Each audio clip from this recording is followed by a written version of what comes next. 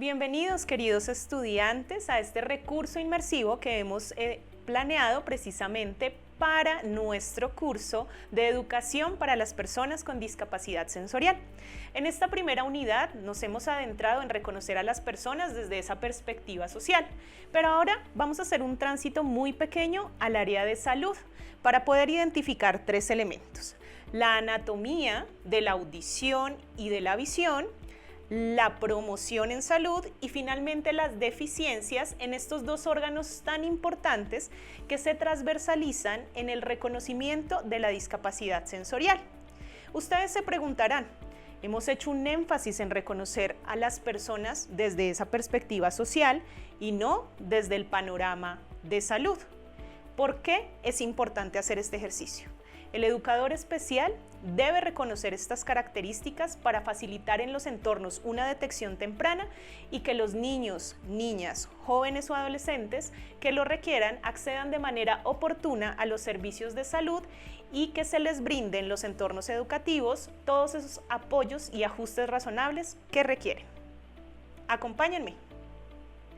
Iniciaremos con el oído. El sonido ingresa a través de nuestro pabellón auricular. Llega al tímpano, ¿verdad? Se distribuye a través de los huesecillos, pasa hacia la cóclea y finalmente se transmite a través del nervio auditivo. Recuerden que ese nervio auditivo está conectado con nuestro lóbulo temporal en el cerebro, que se encarga precisamente de decodificar y analizar toda esta información. Ustedes deben considerar que es necesario que como maestros podamos identificar estos elementos. ¿A razón de qué? De poder detectar de manera temprana las particularidades que pueden tener algunos niños, niñas, jóvenes, adolescentes e incluso adultos respecto a su audición. Uno de los elementos importantes a nivel visual es que la persona pueda tener, por supuesto, todo su pabellón auricular. Si la persona no tiene su pabellón auricular o él está tapado, pues muy difícilmente va a poder percibir todos esos estímulos auditivos y, por supuesto, poder procesarlos de manera correspondiente. Hay otras personas que incluso aquí en su oído medio, en términos del tímpano, también pueden tener algunas particularidades o de sus huesecillos, lo que no permite que el sonido pues llegue hasta el nervio, ¿correcto? Y finalmente, tener particularidades en términos del nervio auditivo que no nos permita pues procesar. Entonces, podemos encontrar deficiencias desde el oído externo hasta el oído medio e incluso en el oído interno. Recuerden unos elementos fundamentales de poder promover en los espacios y están relacionados con nuestra salud auditiva. El uso prolongado, por ejemplo, de audífonos, de sonidos fuertes, el vincular o el poner dentro de nuestros pabellones auriculares objetos, elementos, como lo que nosotros denominamos copitos, que los niños puedan introducirse algunos objetos. Esto puede generar digamos que deficiencias, por supuesto, dentro del funcionamiento del oído, así que es muy importante estar muy atentos de estos elementos y de cómo, por ejemplo, en la infancia se atiende a esos estímulos auditivos. Es muy importante conocer algunas de sus partes y cómo se produce o cómo se transmite todas las frecuencias de sonido. El primer elemento a considerar es el oído externo. Él está constituido por lo que nosotros denominamos como pabellón auricular. El oído medio, que tiene el tan nombrado tímpano y algunos de los huesecillos que facilitan la transmisión de los sonidos. Y finalmente, el oído interno, que está constituido allí por la cóclea, ¿verdad? Y también por el nervio auditivo. A partir de estos elementos, debemos considerar cómo se procesan los estímulos auditivos, así que lo vamos a revisar. El sonido ingresa aquí a través de nuestro pabellón auricular, ¿verdad? Se procesa o llega específicamente al tímpano y se moviliza a través de los huesecillos, el martillo, el yunque y el estribo. Desde allí pasa a ser procesado a través del acócleo y los canales semicirculares para finalmente salir a través del nervio auditivo. Recuerden que este nervio auditivo se conecta directamente con nuestro lóbulo temporal, ese que tenemos aquí justo al lado de nuestros oídos, y es el que permite que la información auditiva, por supuesto, llegue, se procese y se decodifique de la manera correcta. En este orden, hay unas deficiencias que es importante que nosotros consideremos como educadores especiales. El primero está relacionado con los elementos del oído externo, es decir, de nuestro pabellón auricular. Puede que encontremos en los escenarios educativos niños y niñas que no se les haya desarrollado a completitud el pabellón auricular, y eso restringe la capacidad de audición y requiere un acompañamiento especializado del área de salud. No quiere decir que el educador especial vaya a curar, porque recuerden que nosotros nunca reconocemos la discapacidad como una enfermedad, sino que hacemos ese puente fundamental entre educación y salud para poder responder a esos requerimientos y que la persona pueda desenvolverse en su entorno de manera efectiva. El segundo que podemos encontrar, o una segunda deficiencia, está ubicada en el oído medio. Se relaciona un poco con el tímpano, que en algunas ocasiones puede romperse. Hagan de cuenta que el tímpano es como una membrana parecida, por ejemplo, a un tambor, que puede llegar a romperse y que es bastante difícil el poder recuperarla. De igual manera relacionada con los huesecillos. A veces los huesecillos, por infecciones o otras características, pueden perder, digamos que esa capacidad de poder transmitir el sonido. Y finalmente, aquí en términos de nuestro oído interno, todo el procesamiento de la información, tanto en la cóclea como en el nervio auditivo. Es decir, que yo puedo tener perfectamente organizados todos estos elementos, pero si mi nervio auditivo no está funcionando, pues la información nunca va a llegar al cerebro y no va a poder ser procesada de la manera correcta. O por el contrario, los huesecillos no están funcionando, pero mi cóclea funciona, y allí es donde nosotros, por ejemplo, encontramos personas que hacen uso de lo que denominamos un implante coclear. Es decir, que se favorece toda la audición solamente desde este elemento, es decir, desde nuestro oído interno. Recuerden que es muy importante la salud auditiva, es decir, que nosotros tengamos mucho cuidado. A veces los niños o incluso los adultos tienden a ubicarse elementos a través del oído para poder sacar la cera o para poder rascarse. Muchos de estos elementos son perjudiciales, incluso pueden llegar a perforar ese tímpano y hacer que la audición pues tenga su afección.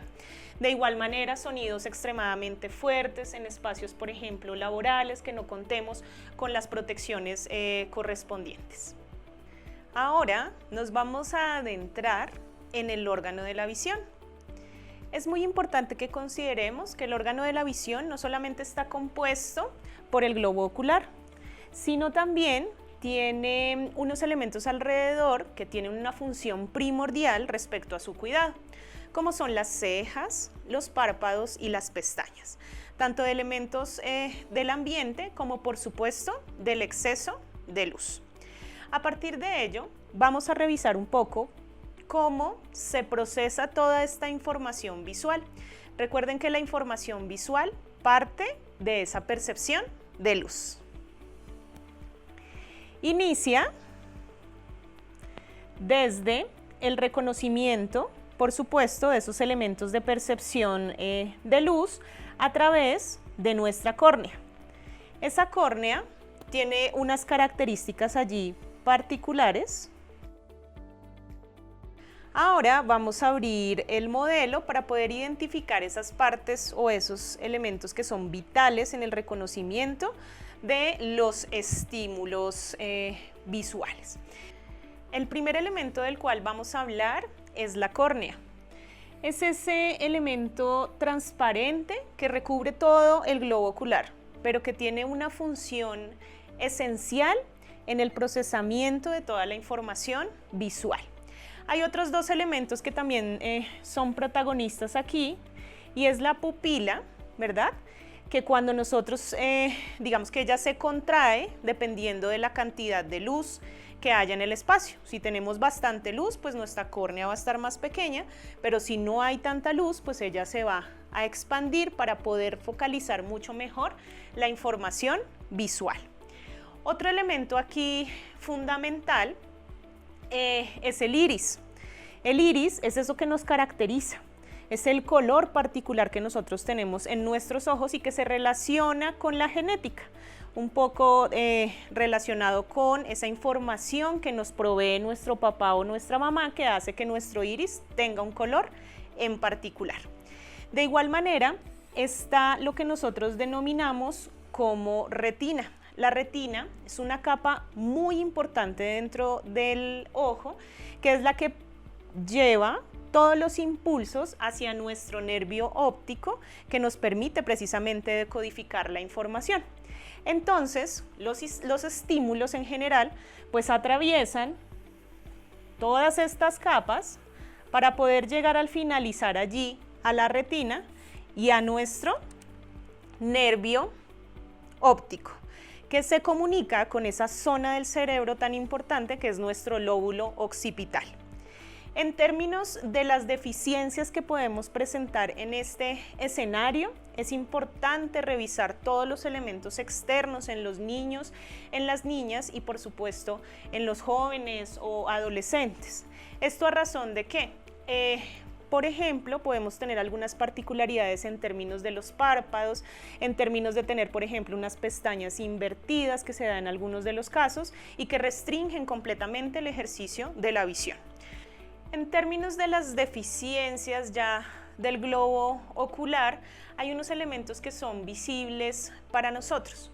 Uno de ellos está relacionado con esta otra capa fundamental, que es el cristalino. En el cristalino pues se procesa también la información, es una de esas tantas capas para el procesamiento de la información visual, pero ese cristalino puede tener una opacidad y es lo que nosotros en algunos momentos denominamos, por ejemplo, como cataratas, es decir, está tan opaco ese cristalino que no permite que la luz atraviese y eso puede generar una baja visión e incluso una ceguera total en las personas.